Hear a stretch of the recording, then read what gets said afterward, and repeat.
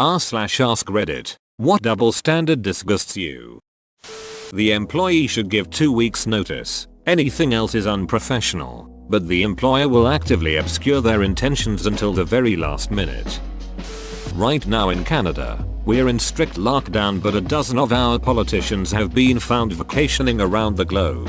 In other words, we can't bury grandma at a funeral, but these politicians can go work their tan. Thankfully, many of them have resigned in the last 2 weeks. In America, the politicians can barely get the words out of their mouth by the time they're breaking the rules. None of them ever resign either. Hell, in California, a city councilwoman literally voted to ban indoor dining and then immediately went out to eat following the vote. If you always arrive to work late, you're in big trouble. If work never finishes on time, shrug, no big deal. I offered to work extra hours in a salaried position to get the company over a hurdle if they'd do the honorable thing and comp me hour for hour for my trouble. Outright refused. Because you're salaried. Even though my giving up a few weekends would make a huge difference for their bottom line. So when they tried the extra hours mandatory free overtime thing later, I told them to piss up a rope. Business should do whatever it takes to get ahead. But if the employee tries to make their life better or find a new job, they are lazy and ungrateful. Recently on here there was a thread about employers hiding the pay for a posted position.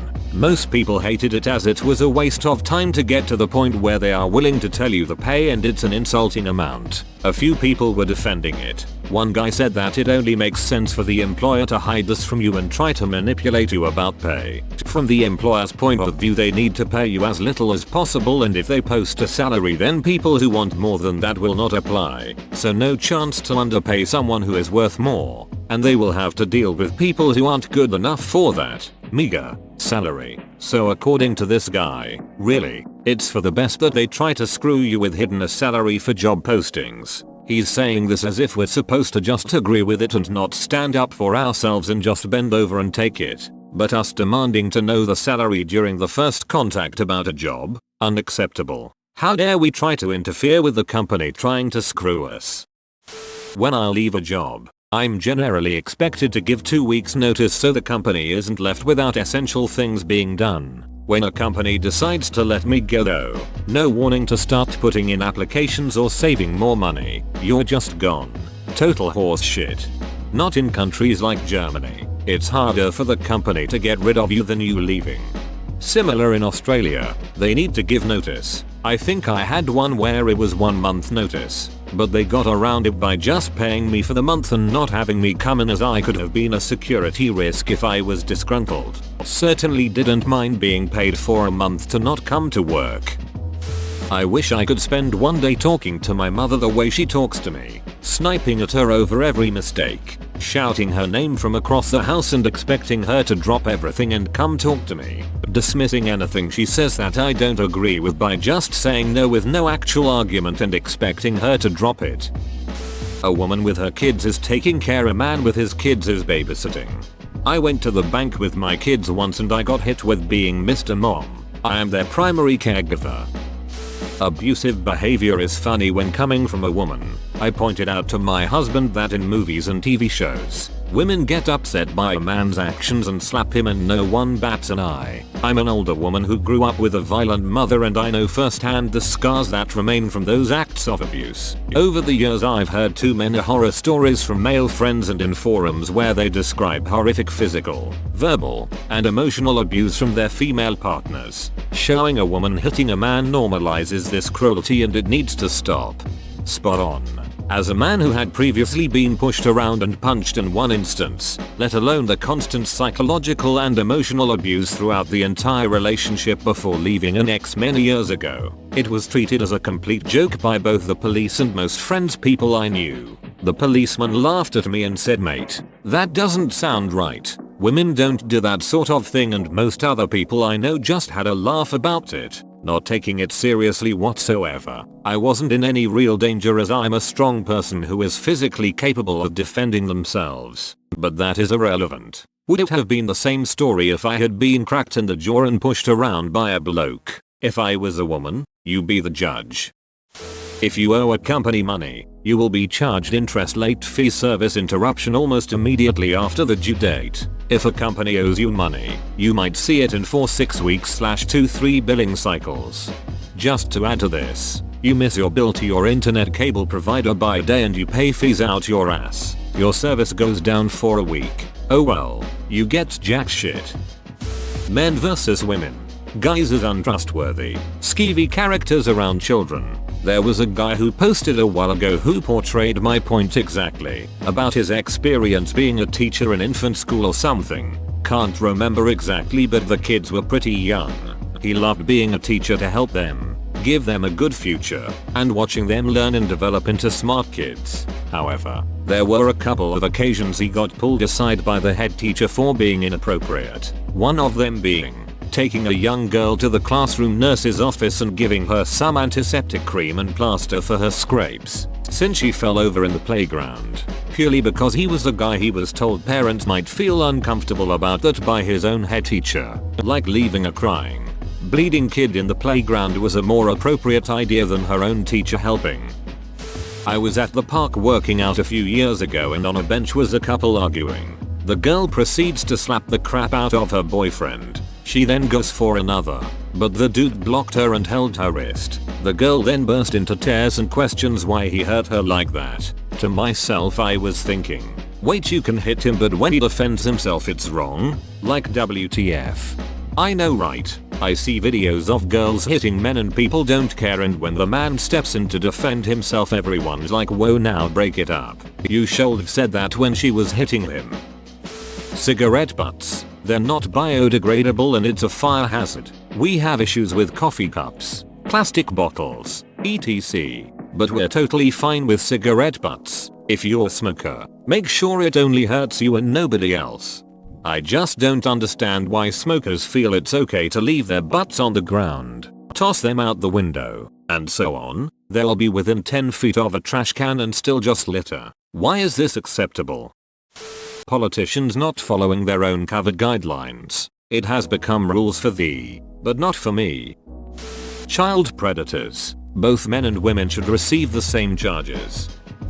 Those romantic comedies with the cliche beautiful and smart woman married to the dumbest duck of a guy who is lucky to have her. Swap the roles and see people flip out. Benefiting from somebody performing a service while shitting on individuals who perform said service. Thinking of sex work and minimum wage labor.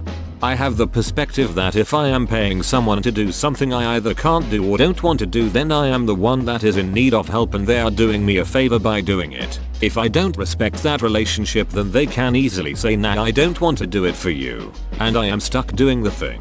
I have a housekeeper come once a week while I am at work. I am so thankful and happy she comes. So of course I make sure I have her favorite tea and biscuits already on the bench for her, along with her correct pay. She is doing me a huge favor and should be recognized as such. I am amazed at how many times I treat people I ask for a service, takeout, handy people, car people, respect, and they are so grateful for it. I am the one who should be grateful. They are the ones making my life easier by offering their skills and time. Thank you, society.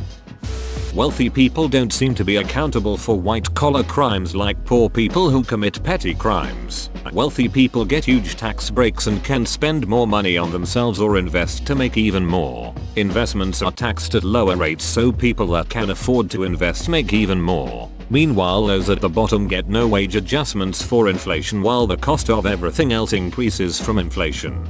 Benefits and pensions are cut so the wealthy get rich from the profits as a result of lower pay and benefits. Corporations can't move to tax-sheltered countries to avoid paying more taxes. The average person gets none of this and is paying more out of pocket. Look at Bernie Madoff, who went for years stealing other people's money and no prosecutions from the 2008 financial crisis. I guess it's easier to go after the poor, powerless and weak.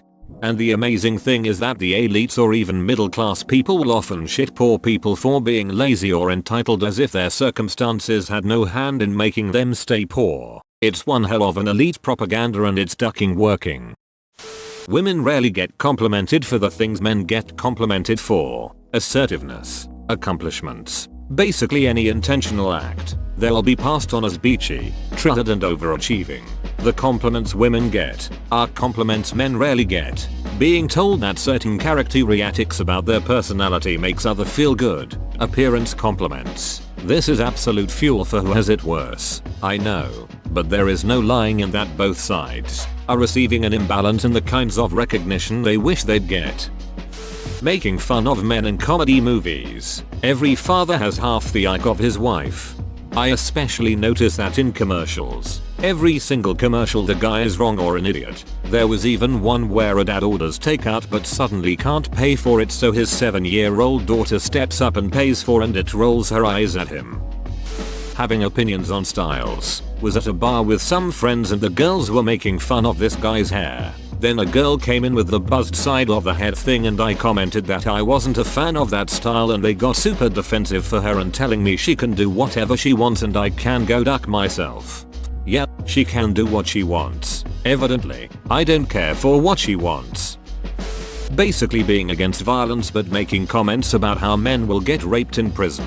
It's disgusting and it's so mainstream. Every cop show makes some comment about prison rape being okay. Even shows like SVU where their entire storyline should be about protecting people. Clothes from the women's section fall apart after 6 months. Meanwhile, I have a 15-year-old shirt from the men's section that I still wear. Women's clothes also tend to be made from thinner fabrics. I buy men's t-shirts because they actually stand up to washing instead of coming out the equivalent of wet toilet paper. Like, no, I don't want to have to wear 3 ducking layers.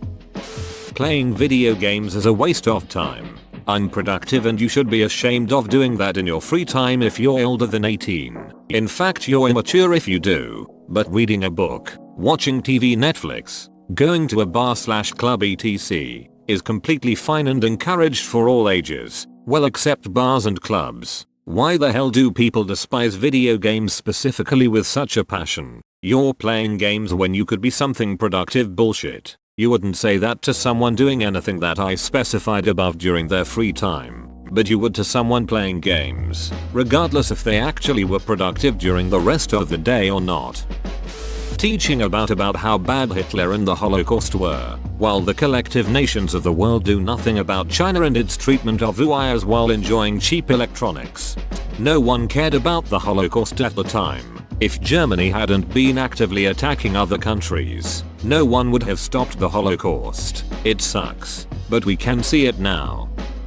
Know a lot of gaming knowledge and lore? OMG. What a geek. Know every member of every Super Bowl and World Series winning team? What a cool guy. My dad calls me a nerd for this stuff all the time, but he is very much a sports fanatic. I'm gonna start calling him a geek. If I'm in a movie and I ask for beer, I get one. If I order a beer in real life, the bartender will condescendingly ask which one. I'm a bartender. The only folks who ever ordered just a beer were my regulars and I knew what they'd drink. With the exception of some guy I never saw before. I handed him a Coors Light and he complained it wasn't what he wanted. I said next time he should specify or he'll keep getting the closest thing to hand when I open the fridge. Whoa, you made it to the end? You're a ducking beast. I'll cut you a deal. Smash like and subscribe for more curated content, bruh. It's free and that's a great price.